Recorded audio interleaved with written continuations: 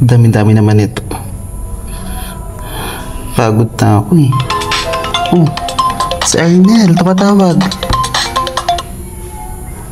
Hello? Hello? Oh, napatawag ka. Kasi laki ng problema ko sa bahay. Manghihiram sana ako sa'yo. Ganun ba? Magkano ba kailangan mo? Kailangan ko lang sana kahit mga 2,000. 2,000. O sige, sasend ko sa'yo mamaya Oo, tapos wala rin akong pamasahe papunta dyan. Baka pwede mo akong sendan muna ng pamasahe ko papunta dyan. Okay, sige. Sasenda na lang kita ng pamasahe mo. Tapos papunta mo dito, tsaka ako ibibigay yung 2,000 mo, ha? Sige, maraming salamat. Sige, hintayin mo lang ha. Send ko na. Sige, see you. Okay, thank you. Be, Be. sendan mo nga muna sa Arnel na pamasahe. Punta daw dito eh. May kailangan eh. Si Arnel, yan ang hirap sa kaibigan mo eh.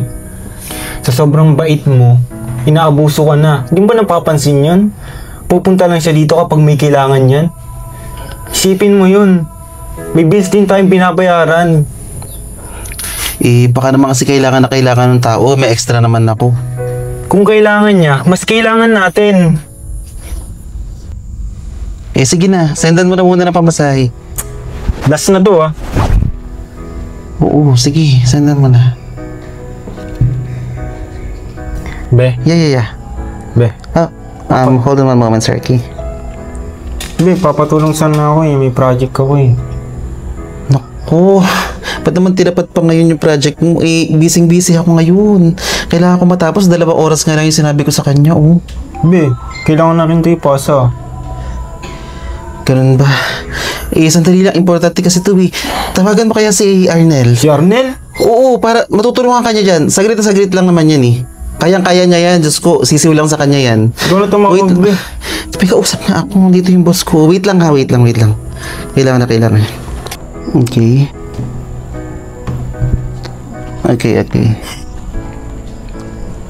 Yeah. Yes.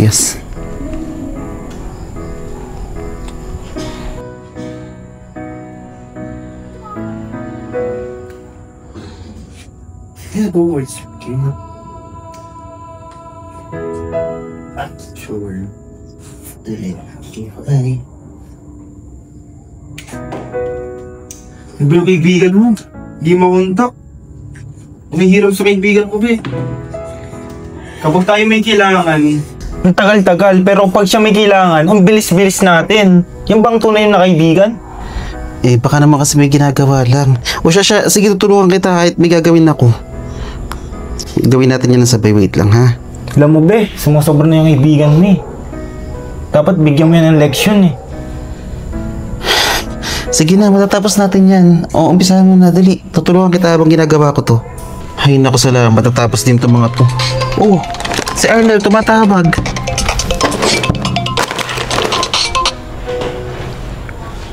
Hello, Bes. Hello. Bes, Ako, pasensya ka na. Ako pa kanina sa akin. Kagigising ko lang. Ganun ba? Naku, okay lang, naiintindihan kita. Ang importante naman, itatapos din namin kahit madami kong ginagawa. Oo, pasensya ka na ha. Ako'y kagigising lang talaga. Pag pupunta na lang ako dyan. Siya, sige. Sige, wait lang ha. May tatapusin pa akong trabaho eh. Sige, bye-bye. Okay, salamat. Be? Yung sabi nun, kakagising lang?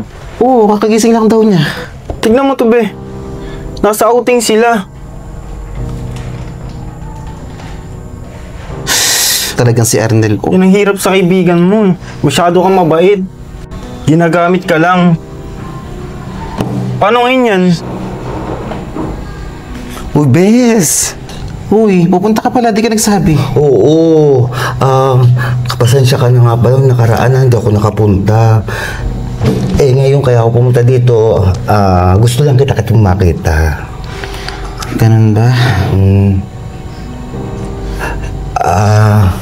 Bes, kaya nga pala ako pati pumunta dito. Alam mo naman, ang daming problema sa bahay.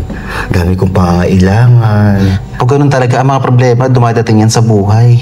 Oo nga kailangan ko sana ng 5,000. Oo, kaya ako lumalapit sa'yo ulit.